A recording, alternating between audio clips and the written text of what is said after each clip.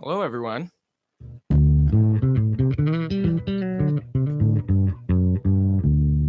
Today we're back with a little bit of the basic slap bass patterns, more of the live streaming. Maybe I'll catch you guys some time today during live streaming with me. Maybe we'll see. I've been liking doing these live streams. It makes it a little easier for me to get a direct audio sound because I'm doing it off my computer now. Before I was doing it off my phone, and I didn't really have a way to get a DI sound. So now I get this microphone, and I get to plug right in through my little Scarlett 2i2 over there. So I'm pretty happy with this setup, and I'd be totally interested in hearing what you guys think about these live videos that I'm doing. If you guys like them, if you think the recorded ones are better, if the improved audio is worth it for you guys, if you like, maybe if you want to actually try and catch me every day. I try and do it around noon. It's not going to be like exactly noon every day, but it's going to be around there. So before we get started, make sure you subscribe and like this video. And today we're doing the 31st pattern, which is open, slap, hammer, slap. So this is kind of an awkward pattern a little bit, I find, but it depends how you use it. I mean, that's a little awkward for me. That's a little better going up. It's harder going down unless you do some other things. That's really what I want to kind of talk about today is actually some of the limitations of slap bass. I really plan on doing a really in-depth video in the future about all of the limitations of slap bass that I can think of and all the solutions that I use to implement them, because I've been for a few years now trying to play everything that I can play in any other style and all the styles that I can play them in, so I want to be able to finger style stuff. I want to be able to slap bass stuff. I want to be able to tap bass, all the same things. Yes, tap bass. I want to get that one going. Yeah, guys, let's talk about tap bass some more. But right now we're talking about slap bass. So open, slap, hammer, slap. I'm just going open and then I'm hammering on the 5th fret. Sorry, I'm open and then slapping the 5th fret, hammering on the 7th fret, and then slapping the 5th fret again, just to make the examples I'm using today a little easier. Now, I have two limitations, two problems that kind of arise when we're doing this up and down the strings. Don't mind my high C string if it confuses you guys, I'm sorry. I have a 5 string, but this extra one is the top one, the high string. Top is in like the top highest sound, not the top here, but the top note. So I have an extra high string, not an extra low string, and I just like this 4-string arrangement. So one of the problems, I'll tell you the two problems. One is the triple slap, and the other one is a thing that happens when going down strings, when you're trying to start with a popping pattern while moving down strings. The setup phase of your pop stroke becomes kind of difficult to manage because the pop is actually a 2-stroke movement, and you have to actually get under the string before you can pop it, right? So it's kind of like a setup and then action, setup, action, pop, slap. I usually like to combine the setup phase of my pop with an actual slap, So when I slap, my finger's already ready to pop. So I kind of avoid having to trip over that setup phase if I just do it at the same time as the slap.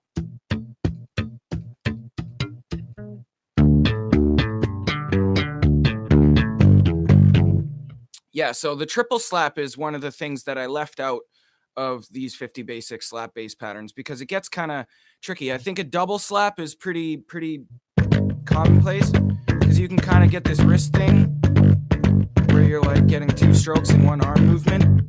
Sort of like you hit it one with your wrist up and then you hit another one with your wrist down. Sort of like a drummer. But to start doing it more than 2, I find gets a little tricky and redundant. So we're doing today's pattern going up and down the strings. If we're going open, slap, hammer, slap,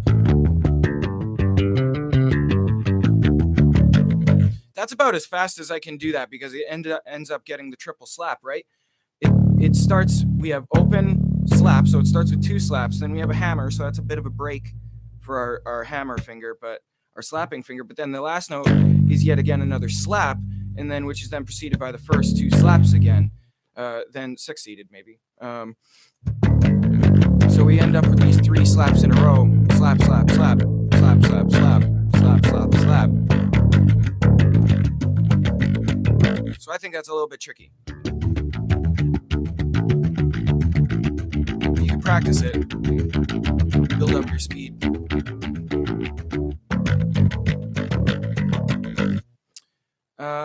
So one of the solutions that I like for that is to just slow down.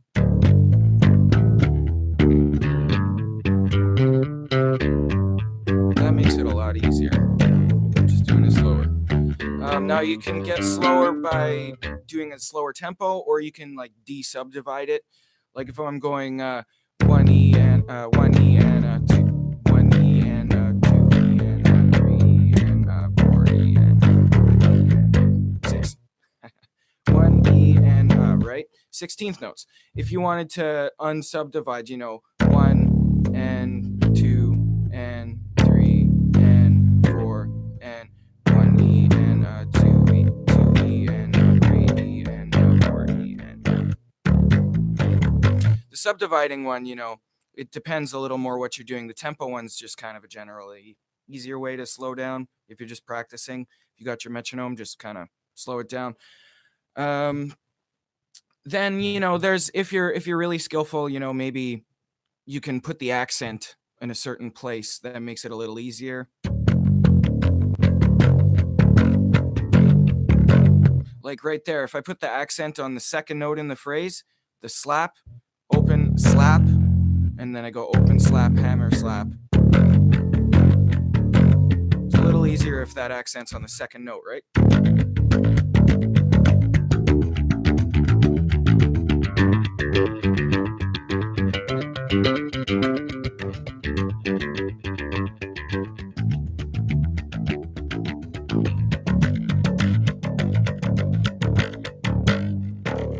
Right. So that's a way to be able to go up and down. That technique works going up and down. Now, one of the other solutions I have to avoiding the triple slap is to pop the open note. Right? I haven't been doing it a lot in this series because I'm just kind of naturally inclined to slapping the open note, but there's tons of times where you pop the open note, Again, this can be a little tricky if you have it hard, if it's hard for you to get it all on one string. So I'm going pop, slap, hammer, slap, pop, slap, hammer, slap, pop, slap, hammer, slap.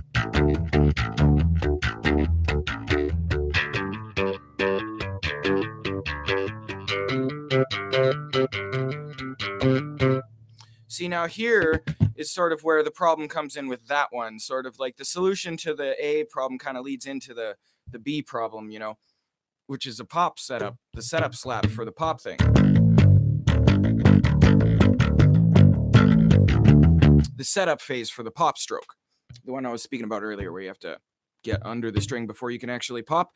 That becomes a problem when you're trying to descend across the strings. If I'm on my high C string here, I'm going pop, slap, hammer, slap. But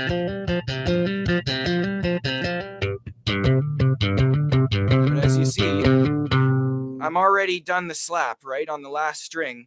So, well, maybe it's hard for you guys to see, but like, as I'm slapping this string, I have to like crank my index finger like underneath my thumb like this. Like if I was slapping the high string and trying to pop like the underneath string of where your thumb is, it really kind of, with the way your hands are shaped, it's pretty tricky. It doesn't really work. Like maybe you can work out some kind of weird twisting, rotating technique thing. If you figure something out, let me know. But for now, I just kind of compensate for it in other ways. So one of the ways that I do it, and mainly the most common way that I do it, is to just sort of change where I'm in the pattern moving strings, So if I'm having trouble, pop, hammer, pop, slap, hammer, slap, pop, slap, hammer, slap. Now I've got a slap, so to get my pop under there. So if I do the last slap note on the string underneath, open, slap, hammer, and then I slap the 5 below it, then I can use that to set it up.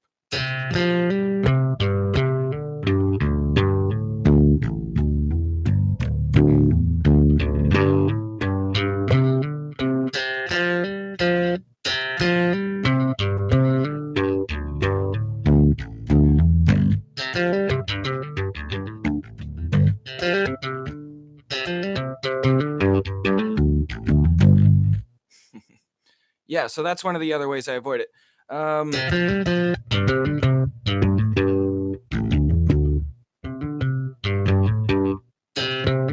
The other way is to only have the pop, and you can move the whole second, third, and fourth notes down early instead of only moving the last fourth note down. You can pop the high string, and then immediately on the second note where we were putting the accent earlier, we can do the slap and hammer on the string earlier and change strings.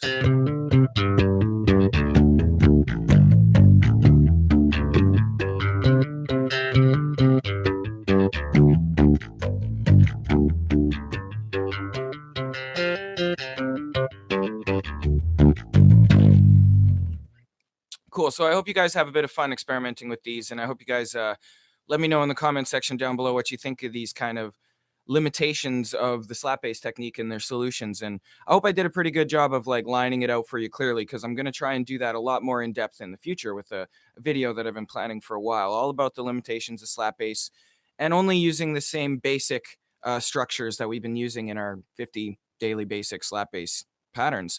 Kind of avoiding all the same, like the up thumb, for example, with the double thumping, and then the popping, the double popping. We're not doing that kind of stuff in these 50 slap bass series. But doing this kind of stuff is really where it starts to open up, you know? Where you start getting into just normal slap bass techniques.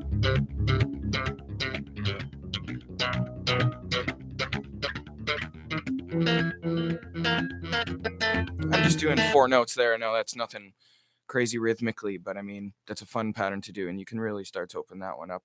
But eventually we're going to get into the more double thumped. I think I'm going to do a series of the 50 basic, or not basic anymore, but 50 advanced slap bass patterns, which probably just won't avoid those things. And then later I'm going to have 50 double thump patterns. So let me know if you guys want to see that. Thanks for sticking around to the end of the video. And don't forget to, like, share, and subscribe. And let me know how these practices are going for you. See you guys later. Thanks for watching.